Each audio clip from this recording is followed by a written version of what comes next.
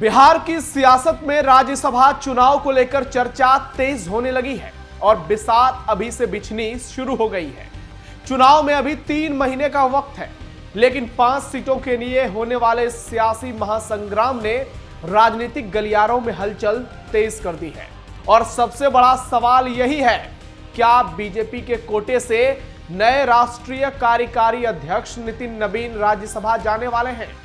वो नाम कौन सा होगा जिसे लेकर एनडीए फाइनल मुहर लगाएगी? नमस्कार, कैपिटल टीवी बिहार में आपका स्वागत है। मैं हूं नवेंदु शेखर झा और आज के इस वीडियो में आपको बताएंगे बीजेपी के मिशन राज्यसभा की पूरी कहानी। और क्या नितिन नवीन के अलावा भोजपुरी सुपरस्टार पवन सिंह भी अब राज्यसभा सांसद बनने वाले हैं? और उपेंद्र कुशवाहा के साथ क्या कोई खेला होने जा रहा है? वीडियो बहुत शानदार होगी, लास्ट तक जुड़े रहिएगा। राज्यसभा चुनाव के लिए बीजेपी तैयार, नितिन नवीन पवन सिंह का नाम फाइनल। उपेंद्र कुशवाहा को लगेगा बहुत बड़ा झटका, पहली बार राज्यसभा से बाहर होगी आरजेडी। 9 अप्रैल 2026 को बिहार से राज्यसभा के 5 सांसदों का कार्यकाल समाप्त हो रहा है। इसमें आरजेडी के प्रेमचंद गुप्ता और अमरेंद्र धारी सिंह का नाम है, जबकि जेडीयू के हरिवंश नारायण सिंह और केंद्रीय मंत्री रामनाथ ठाकुर शामिल हैं। जबकि राष्ट्रीय लोक मोर्चा के अध्यक्ष उपेंद्र कुशवाहा का भी नाम इसमें है। इस बार राज्यसभा की एक सीट जीतने के लिए 41 विधायकों के समर्थन की जरूरत होगी, यानी सभी 5 सीटों पर एनडीए की जीत तय मानी जा रही है। और आरजेडी को इस बार करारी हार का सामना करना पड़ेगा, क्योंकि आरजेडी के पास संख्या बल बेहद कमजोर है। महागठबंधन भी मिलाकर सिर्फ 35 सीटें हो रही हैं। ऐसे में अब कुछ नहीं हो सकता, इसलिए पूरा फोकस बीजेपी के नए राष्ट्रीय कार्यकारी अध्यक्ष नितिन नवीन पर है, जिन्होंने बिहार कैबिनेट से इस्तीफा दे दिया है और अब वो विधायकी से भी इस्तीफा देने जा रहे हैं, ऐसा सूत्रों का दावा है। वे बहुत जल्द विधायक पद से इस्तीफा देंगे और अब केंद्र की सियासत की कमान संभालेंगे, क्योंकि बीजेपी में यह परंपरा रही है कि राष्ट्रीय स्तर के शीर्ष पद पर वही नेता होते हैं जो संसद का हिस्सा हो। ऐसे में नितिन नवीन का राज्यसभा जाना तय माना जा रहा है। हालांकि पीएम मोदी परंपराओं को तोड़ने के लिए जाने जाते हैं। वहीं भोजपुरी सुपरस्टार पवन सिंह को लेकर भी अटकलें तेज है। लोकसभा चुनाव के दौरान बीजेपी से रिश्तों में आई तल्खी के बाद वे विधानसभा चुनाव 2025 के पहले पार्टी में शामिल हुए और जोरदार प्रचार किया। उनका गाना जोड़िया मोदी नीतीश के सुपरहिट हुई, जबरदस्त उसका क्रेज देखने को मिला। बीजेपी के वरिष्ठ सांसद मनोज तिवारी का चुनाव से पहले दिया गया बयान पवन सिंह के लिए सब कुछ तय है, इन अटकलों को और हवा देता है। हालांकि पार्टी या पवन सिंह की ओर से अभी तक इसे लेकर कोई आधिकारिक पुष्टि नहीं की गई है। जबकि जेडीयू कोटे से जिन 2 नेताओं का कार्यकाल पूरा हो रहा है, वो है राज्यसभा के उपसभापति हरिवंश नारायण सिंह और केंद्रीय मंत्री रामनाथ ठाकुर।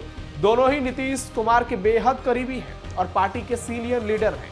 नीतीश आमतौर पर किसी नेता को 2 बार से ज्यादा राज्यसभा नहीं भेजते, लेकिन पद और राजनीतिक हैसियत को देखते हुए इन दोनों के रिपीट होने की संभावना है और इससे इनकार नहीं किया जा सकता।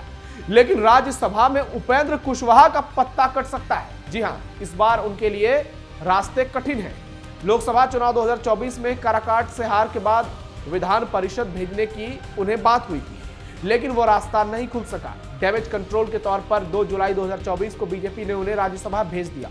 अब विधानसभा चुनाव के बाद उनके बेटे को सीधे मंत्री बनाए जाने के बाद बीजेपी पर परिवारवाद के आरोप लग रहे हैं। ऐसे में माना जा रहा है कि अप्रैल 2026 में कुशवाहा का पत्ता कट सकता है, लेकिन बीजेपी बहुत सोच समझकर फैसला लेंगे। हालांकि बीजेपी के पास कुशवाहा का बैकअप सम्राट चौधरी है, वो भी उसी जाति से आते हैं। फिलहाल चर्चा में सबसे आगे नितिन नवीन है, जिन्हें लेकर अटकलों का बाजार गर्म है और पूरा फोकस मीडिया का कैमरा नितिन नवीन पर टिक गया है। अब दिल्ली की राजनीति करेंगे नितिन नवीन। पटना के बांकीपुर से बीजेपी विधायक और पूर्व मंत्री नितिन नवीन की राजनीति का केंद्र पटना नहीं दिल्ली होगा। बीजेपी के भीतर यह दलील दी जा रही है कि देश की सबसे बड़ी पार्टी का राष्ट्रीय अध्यक्ष या फिर शीर्ष पदों पर बैठा व्यक्ति विधायक के तौर पर रहना उसके लिए पार्टी के कद के मुताबिक अनुरूप नहीं होता। इसी परंपरा के तहत उन्हें राज्यसभा भेजा जाएगा, ताकि वो केंद्र की राजनीति में मजबूती से स्थापित हो चुके और उनका पॉलिटिकल करियर भी बहुत लंबा है। हालांकि कुछ रणनीतिकार, कुछ राजनीतिकार इस जानकारी को खारिज कर रहे हैं और दावा कर रहे हैं कि पीएम मोदी नितिन नवीन को विधायक रहते हुए पार्टी का कार्यकाल संभालने का ऑर्डर देंगे और आने वाले कुछ सालों तक वो राज्यसभा में नजर नहीं आएंगे। पार्टी के भीतर संदेश साफ है, उनकी प्राथमिकता संगठनात्मक जिम्मेदारियों पर पूरी तरह फोकस करने की है। अब यह देखने वाली बात होगी कि बीजेपी का हाईकमान इस पर क्या आखिरी फैसला लेता है। फिलहाल नितिन नवीन को लेकर राजनीति में दोनों तरह की चर्चाएं की जा रही हैं। बीजेपी के इतिहास में ऐसे उदाहरण पहले भी रहे हैं। जब नितिन गडकरी को पार्टी अध्यक्ष बनाया गया था, तब उन्होंने भी यह तय किया था कि वे पार्टी संगठन पर काम करेंगे और कम से कम 3 साल तक राज्यसभा नहीं जाएंगे। इसी तरह अमित शाह ने भी राष्ट्रीय अध्यक्ष बनने के बाद खुद को लंबे समय तक संगठन मजबूत करने में झोंक दिया था।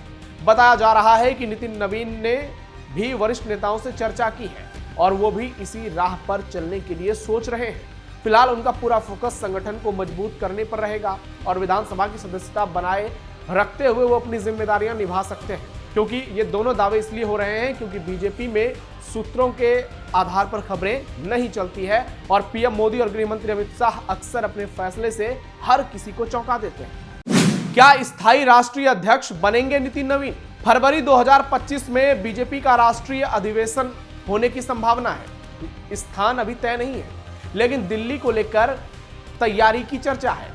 इस अधिवेशन में नितिन नवीन को परमानेंट राष्ट्रीय अध्यक्ष बनाए जाने के प्रस्ताव पर मुहर लग सकती है, ऐसा दावा किया जा रहा है। हजारों कार्यकर्ता, राष्ट्रीय और प्रदेश स्तर के नेता इसमें शामिल होंगे। बंगाल और तमिलनाडु जैसे चुनावी राज्यों को लेकर विशेष प्रस्ताव भी आ सकते हैं, क्योंकि आगामी महीनों में इन दोनों राज्यों में चुनाव है। राजनीतिक जानकारों के मुताबिक कार्यकारी अध्यक्ष का पद दरअसल एक तरह का प्रोबेशन पीरियड हो सकता है। पार्टी देख रही है कि नितिन नवीन राष्ट्रीय स्तर पर संगठन और रणनीति को कैसे संभालते हैं और इसके बाद फरवरी में राष्ट्रीय अधिवेशन के दौरान उनके नाम पर फाइनल मुहर लग जाएगी। कैसे बढ़ गया बिहार के नितिन नवीन का कद? पिछले कुछ सालों में नितिन नवीन कई मौके पर पार्टी की अगुवाई करते नजर आए। बिहार विधानसभा चुनाव 2025 के दौरान छठ पूजा में अमित शाह का नितिन नवीन के घर जाना, चुनावी दौरों में पीएम मोदी का प्रोटोकॉल तोड़कर उनसे अलग से मुलाकात करना, बातचीत करना, बिहार की चुनावी रणनीति पर चर्चा करना, गांधी मैदान के बड़े आयोजनों की जिम्मेदारी संभालना, ये सब इशारे थे कि नितिन नवीन का कद तेजी से बढ़ रहा है। अप्रैल 2025 में मधुबनी की रैली से लेकर पार्टी की फंडिंग और संगठनात्मक मैनेजमेंट तक नितिन नवीन की भूमिका बेहद अहम मानी जाती रही है। उनकी छवि एक युवा, विवादों से दूर रहने वाले और जमीन से जुड़े नेता की है। बीजेपी के राष्ट्रीय अध्यक्ष के लिए धर्मेंद्र प्रधान, भूपेंद्र यादव, शिवराज सिंह चौहान और सुनील बंसल जैसे बड़े नाम पहले से चर्चा में थे। इसके बावजूद एक प्रदेश स्तर के विधायक को राष्ट्रीय कार्यकारी अध्यक्ष बनाना बीजेपी की नई रणनीति की ओर इशारा करता है। पार्टी शायद नई पीढ़ी को लेकर अब आगे लंबी सियासी पारी खेलने की तैयारी में है। 45 साल के नितिन नवीन उम्र के लिहाज से युवा हैं। यही कारण है कि मोदी और शाह का अगला सरप्राइज अभी बाकी है। सिर्फ राष्ट्रीय अध्यक्ष नहीं, नितिन नवीन को पार्टी और सरकार में इससे भी बड़ा रोल मिल सकता है। बस इंतजार है सही समय का। अब देखना यह होगा क्या नितिन नवीन के नाम पर राज्यसभा का टिकट फाइनल होता है और नितिन नवीन के साथ क्या पवन सिंह भी राज्यसभा जाएंगे। आपको क्या लगता है? कमेंट बॉक्स में अपनी राय जरूर दीजिए। हमारे इस वीडियो को लाइक कीजिए, ज्यादा से ज्यादा शेयर कीजिए और हमारे चैनल कैपिटल टीवी बिहार को सब्सक्राइब जरूर कीजिए। फिलहाल के लिए इस वीडियो में इतना ही। धन्यवाद।